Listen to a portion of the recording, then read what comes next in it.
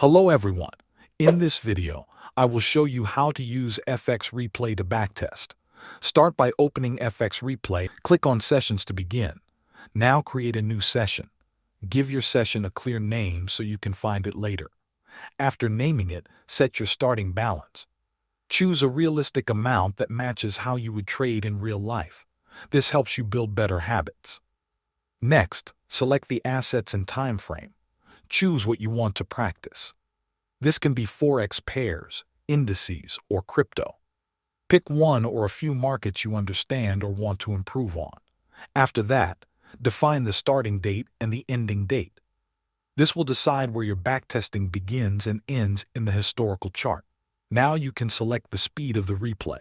Now you are ready to run the simulation.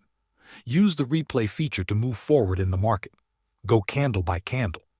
This makes it feel like a live market. Take your time and observe price movement carefully. Do not rush through candles. Focus on reading the chart like you would in real trading.